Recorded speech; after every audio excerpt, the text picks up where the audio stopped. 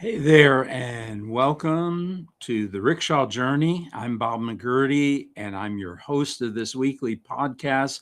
And I'm glad you're here today. I'm glad you're here watching. And the Rickshaw Journey is really about sharing life, sharing leadership lessons, sharing things that I've learned along the way so that hopefully I can help you. Maybe a tidbit of wisdom, maybe a thought, maybe hearing my story connects to your story. I'm in the process of writing a book called Rickshaw Journey, and it's about finding your voice and leading with purpose. So the book is actually Rickshaw Journey, finding your voice and leading with purpose. And this is what the podcast is about: finding your voice, leading with purpose. And every week I try to focus on a different area, maybe some fun stories, maybe some lessons, maybe some thoughts, some things learned. And this week, I really want to talk about Calcutta Mercy. And over the weeks, I also want to talk about some stories, some testimonies, and some of the work of what we do, and some of the things that happen on the ground in Calcutta and other parts of India where Calcutta Mercy is. But today, I want to talk about the organization Calcutta Mercy, and I really want to answer the question of why Calcutta Mercy exists. And I can't tell the why story of why Calcutta exists without telling the Mark and Hulda Buntain story.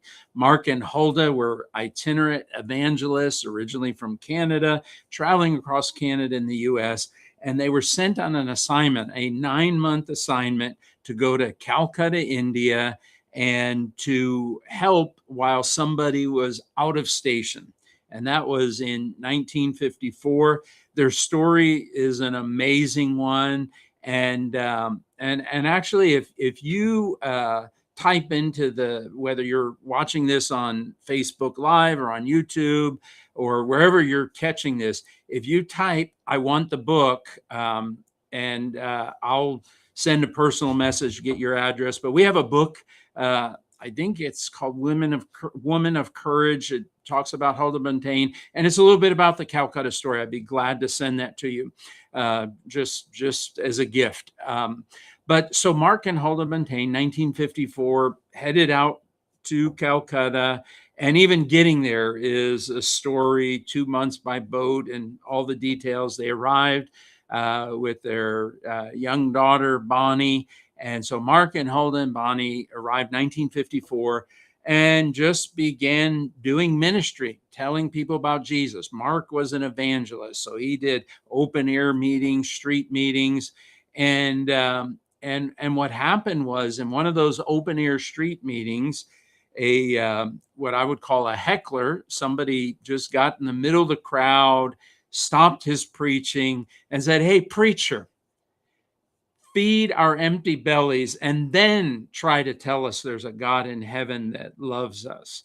And I'm sure that Mark just went on and did his ministry, but that got inside the core of Mark Buntain.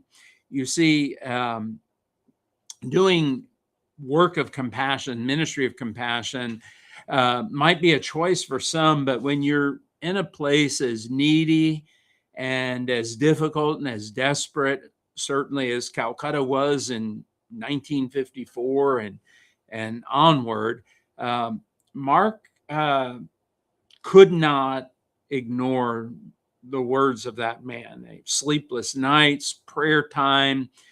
And so he wrote to his founding organization that sent him to the organization that sent him to serve as missionaries for that time. And incidentally, a 9-month assignment turned out to be a lifetime.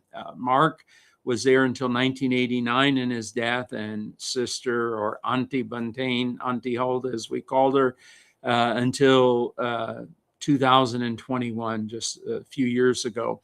They gave their lives for this 9-month assignment. They were sent for 9 months, but they gave their entire life.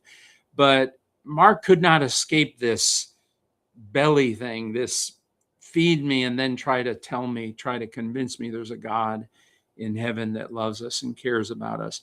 So he wrote to the organization and said, hey, I'm sent here to preach. I love to preach. I'm having open air meetings, but we've got to feed these people. How do we do this? They're just hungry people. There's uneducated people. There's people who are sick. We have to do something.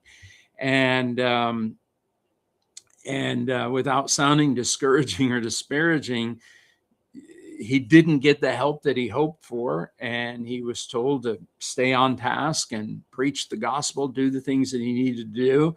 And through a process, in short form, he called his brother and said, you got to help me. And that help me was originally called the Cry of Calcutta, then Calcutta Mission of Mercy. And it went through a number of iterations, but the organization I represent today as the president and chair, the founders are Mark and Hulda Buntain of Calcutta Mercy. So that's how it got started. But why does it exist? Our role as Calcutta Mercy is to go alongside of trusted partners in Calcutta and everywhere actually that we work. It's the Assembly of God Church that we work with, leaders who we know, love, trust, respect, and honor, who are doing the work of the ministry, and we come alongside and help. And today we explain that help as feed, educate, and medically assist. We feed, educate, and medically assist the deserving of India. And the deserving can sound a little weird or need an explanation. We used to say feed, educate, and medically assist the poor of India. Well, poor is a judgment statement. You say those poor people are the poor, and we felt like that was not a healthy or an appropriate label. So we chose to replace poor with deserving. And deserving, everyone deserves to have food, to have an opportunity for education, have medical assistance. But further than that, we believe everyone deserves the good news of God. And so we feed, educate, and medically assist the deserving. We do more than that, but those are the things that we're most known by. That's our tagline of what we do. How do we do it? The feed, it happens both in feeding stations and feeding lines across India, where people are given a hot meal. They're known by the community, and they need that meal. It's part of their survival, and we gladly do that. Also, the feed happens in the schools, and a hot meal is absolutely essential to education, because without nutrition, the brain does not develop and function. And if you're just hungry, you're not able to concentrate on your studies. And so that's a big deal, is being able to provide a hot meal. In some places that may be an optional or a good thing, but if you're food deprived, it's necessary. So we feed, we educate. The education, we do that through a child sponsorship. And I'll talk about that at some point, and we'll kind of do a live show how that looks. But we educate, and we do that through child sponsorships, and we medically assist. And back in 1977, there was a hospital that was originally the Assembly of God Hospital. Then it became Mission of Mercy, and now it's called Mercy Hospital. And not just through the hospital, but through other medical outreaches and clinics. So those three things are what we do. We feed, we educate, we medically assist. Why do we do it? India deserves it. Everybody deserves food, education, and medical care. And we're committed to that. And we don't have a big pot of money. We don't have huge grants and governmental funding. We really rely on individuals and churches and organizations. From time to time, we may get a grant. But our role, we don't own anything. We don't own a hospital. We don't own a school. We don't own feeding programs. But we walk alongside those who are smarter than us, have been doing it longer than us, and we believe in them, and we trust them, and we work with them. And so that's what we get to do. And it's important. It's important that every person's belly is addressed, that that the belly needs to be full, and we do it all in the name of God. We don't apologize for that. We're not embarrassed about it. We are a faith-based organization. We share God's love when we do this. And so it's been, so take 1954, so do some quick math, and we've been doing this for 72 years. And it's not me, but our founders, Mark and Hulda Buntain. The work has never quit in terms of its need. I remember Auntie Hulda Buntain in her last years, almost like a prophet, she would stand up in Calcutta and she would talk about the work having a life beyond her and beyond her husband, and saying, this is God's work. This is not Mark and Hulda Buntain's work. And if it's God's work, it will continue. I believe this work is important. We help the local church to tangibly say, God loves you, God cares about you, and here's some help, here's some food, here's an opportunity. And we know statistics show it, United Nations and UNICEF and others show it, that education is the path out of poverty. And so that's important. And then, when medical needs can be addressed at some level, life is better and people are healthier. And when people are healthier and when they're fed and when they're educated, you break the cycle of poverty and you tangibly say, God loves you and cares about you. I love what I get to do with Calcutta Mercy.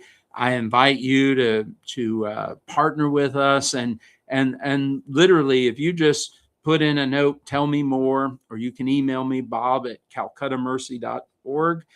CALCUTTA, calcuttamercy.org, bob@calcuttamercy.org. You can go on our website, www.calcuttamercy.org, and we'd love to connect with you. We'd love to tell you more about the story. And if you are already a partner who has been generous and supportive of Calcutta Mercy, can I just take a moment and just say thank you?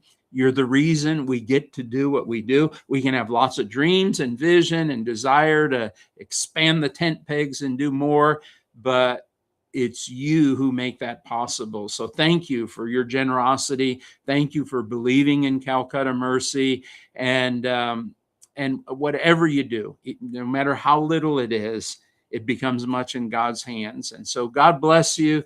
Thanks for letting me take a moment on the Rickshaw Journey and talk about Calcutta Mercy and talk about our why.